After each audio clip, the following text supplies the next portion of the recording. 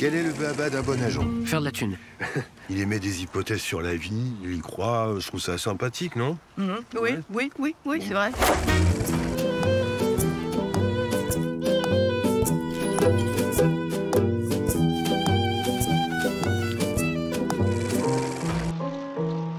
Madame Dulou a lu dans le journal que j'étais reçue au collège. Bien sûr, les résultats des examens sont toujours dans le journal. On l'achètera, on le gardera. Je ne comprends pas puisque l'enseignement est gratuit. Les cours, oui, mais c'est pas tout. Karine Viard et Bruno Podalides en agent immobilier, la crise migratoire dans un film d'animation et une rétrospective consacrée au réalisateur de La Maman et la Putain.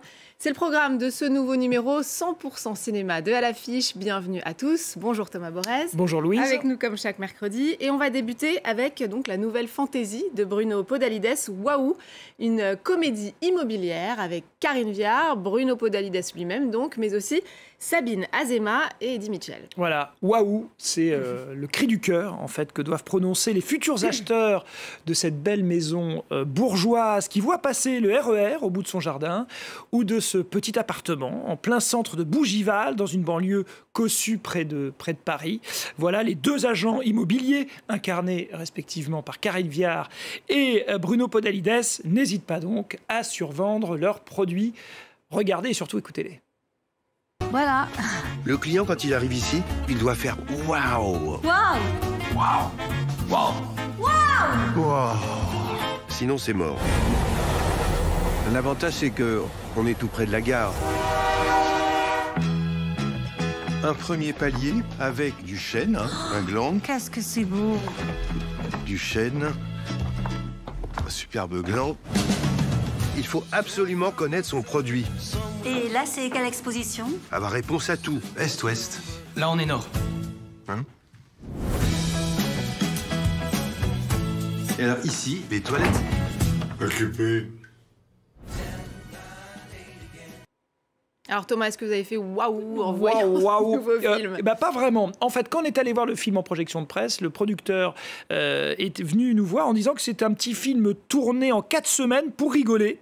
Voilà, alors non pas qu'il faille juger un film à l'aune de ses conditions de fabrication, mais l'information, on se disait, pouvait traduire un geste singulier. On trouverait donc dans le profil même du film une vitalité, un lâcher-prise, voire une radicalité propre à son exécution. Et que voit-on? On voit seulement un petit Podalides, j'ai envie de dire. C'est vrai que si l'équipe a bien rigolé, ça se sent, c'est palpable, c'est sympa. En le faisant, pour le spectateur, en revanche, c'est un peu le calme plat.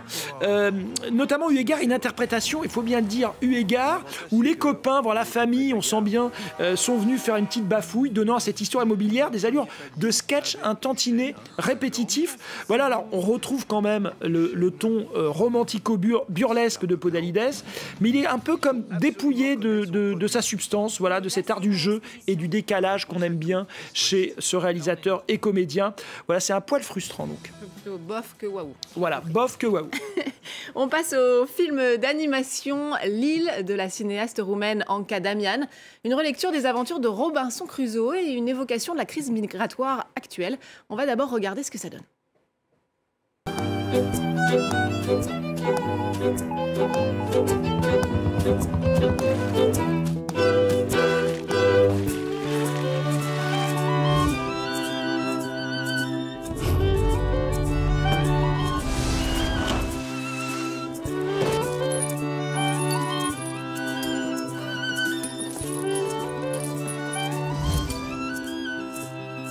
Paradise is here, paradise is near the end of the line.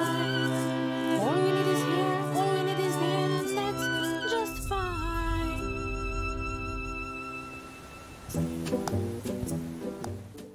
Voilà, pour bien comprendre ce film, il faut savoir que la réalisatrice, en fait, tout est parti d'une conférence donnée en marge du festival américain de Sundance, où la réalisatrice était là, c'était en 2019, et la directrice du festival, Tabitha Jackson, incitait alors les auteurs lors de cette conférence à se réapproprier les anciens mythes pour offrir de nouvelles perspectives. Et bien, c'est ce qu'elle fait en Anca Damian, et elle s'est souvenue du roman culte de Daniel Defoe, Robinson Crusoe, et aussi elle s'est souvenue de ces relents colonialistes de l'époque pour en offrir là. voilà, une vision, on l'aura compris, plus humaine, plus actuelle surtout.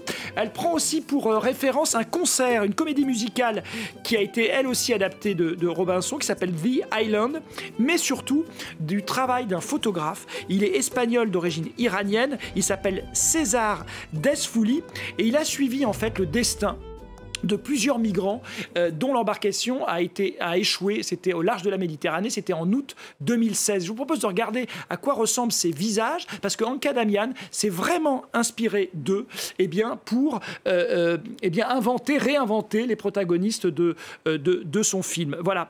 Donc c'est une réappropriation comme ça qui séduit. Il y a une vraie richesse visuelle. Elle mélange la 2D, la 3D, le collage. Il y a vraiment un travail chromatique. Les images sont magnifiques. Hein. Ouais, c'est vrai. Il y a un déluge chromatique assez bluffant. Voilà, c'est un film, on l'aura compris, politique, mais aussi foisonnant, et c'est bien. Et poétique. Alors, place maintenant à un événement de taille pour les cinéphiles, une rétrospective consacrée à l'œuvre de Jean Eustache, l'auteur de La Maman et la Putain. L'intégralité de ces films sort en version restaurée. Alors, avant d'en parler, qui était Jean Eustache? On va tout de suite écouter une icône de la nouvelle vague, Bernadette Lafont, parler du réalisateur. C'était à Cannes en 1973. Jean Eustache, qui est connu dans certains milieux du cinéma, mais que personne ne connaît dans le grand public, qui est-il? Jean, c'est quelqu'un qui est monté à Paris par amour du cinéma. Vraiment, c'est ça. Il est venu pour faire des films. Il avait envie de tourner. C'est quelqu'un de très simple. C'était un ouvrier. Et vraiment, lui, ce qu'il porte, et ça c'est fantastique, c'est qu'il aime le cinéma et c'est un homme de cinéma. Il arrive avec... Il faut qu'il s'exprime comme ça, quoi. Quelle belle définition de Jean Eustache, parce qu'effectivement, c'est une montée à Paris, lui, du sud-ouest, de Pessac, où il est né. Le champ de sa caméra, on verra aussi Narbonne, et puis l'arrivée à Paris, et puis l'acmé de son œuvre. Évidemment, la Maman et la Putain. Il y a un an pile, on se réjouissait d'ailleurs de sa réapparition, qui, pour de sombres histoires de droit, aurait pu se dégrader, et pourquoi pas disparaître tout à fait de l'histoire du cinéma. Alors, Jean Eustache, c'est aussi quelqu'un qui s'est suicidé en 1981, à l'âge de 42 ans, et il a laissé derrière lui une œuvre foisonnante et finalement peu visible, recouverte en partie par le culte, j'en parlais, de La Maman et la Putain, de son aura démentielle, et l'intégralité de cette œuvre secrète réapparaît aujourd'hui. Alors, chez Jean Eustache, il est question des turpitudes de l'enfance, des rêves adolescents, des désillusions forcément du monde adulte, mais aussi des masques qu'il faut porter, des histoires qu'il faut entendre ou raconter pour pouvoir appréhender le réel. Les films s'appellent Les Petites Amoureuses, Numéro 0 ou encore Le Père Noël à les yeux bleus, tout Eustache est là, regardez. C'est-à-dire, on nous a fait croire que le désir, d'un homme en tout cas, dépendait de la beauté de la femme. Et je me suis aperçu que c'était complètement faux. Complètement faux. Que c'était le sexe et que le reste ne comptait pas. On est bête quand on est jeune. C'était des caprices de gosse, c'était terrible ça. Comme quoi une photographie peut être personnellement pornographique tout en étant publiquement décente. Mais toutes les photographies sont sentimentales. J'arrive pas à savoir si j'ai la cote ou non avec elle. Ah oui, elle m'avait dit qu'elle vous avait vu ce matin avec un Père Noël aux yeux bleus, qui vous connaissait. Sous ma barbe, j'étais devenu confiant. Des filles qui n'avaient jamais levé les yeux sur moi me souriaient en passant. D'habitude, ce sont les garçons qui parlent. Ce sont peut-être de mauvaises habitudes. Parler avec les mots des autres. Ça doit être ça, la liberté. A, B, première. Alors, vous l'avez dit, Thomas, c'est une œuvre foisonnante. Si on devait choisir quelques films de Jean Eustache en priorité, vous conseilleriez lesquels à une novice ou un novice? Exactement. Alors, outre La Maman et la Putain, on l'a dit et répété, qui est la pierre philosophale et angulaire d'Eustache, film bavard, à la puissance poétique inégalée sur une jeunesse parisienne dans post-68. Alors, je conseille Le Père Noël à les yeux bleus. C'est un moyen-métrage de 1966 avec un Jean-Pierre Léaud, on l'a vu, qui profite d'un déguisement de Père Noël devant les grands magasins. L'action se passe à Narbonne, justement, pour oser séduire des jeunes femmes qui se seraient refusées par peur sûrement à approcher. Voilà, c'est un film qui fleure la nouvelle vague, une nouvelle vague déjà presque finissante. On est en 1966, je le disais. Et puis, il y a Numéro 0. C'est un entretien du cinéaste avec sa propre grand-mère.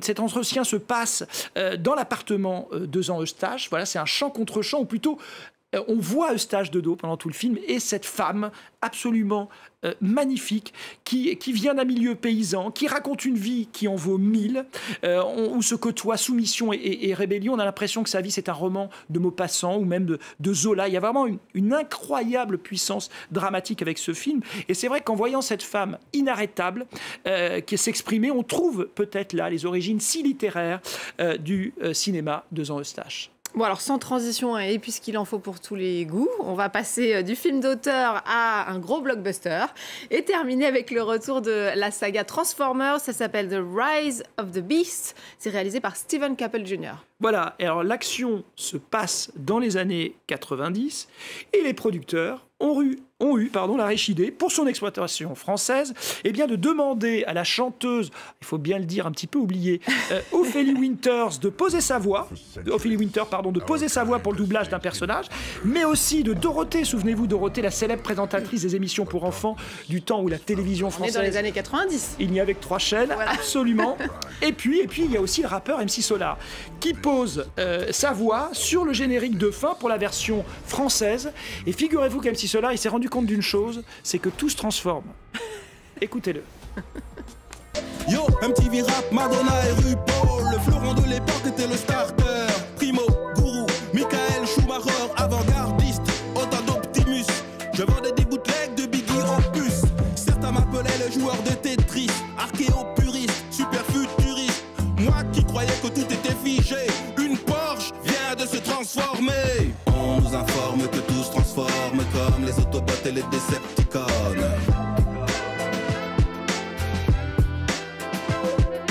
On nous informe que tout se transforme comme les Autobots et les Decepticons.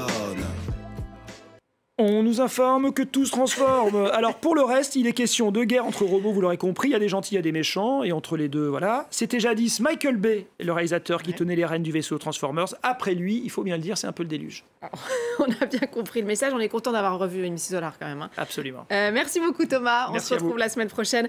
Et merci à tous de nous avoir suivis. N'oubliez pas de nous retrouver sur france24.com ainsi que sur tous nos réseaux sociaux. On se quitte donc avec d'autres images du dernier blockbuster, le nouvel épisode de Transformers. Regardez. Maybe there's another way to save our home. You've never faced anything like this. Let them come.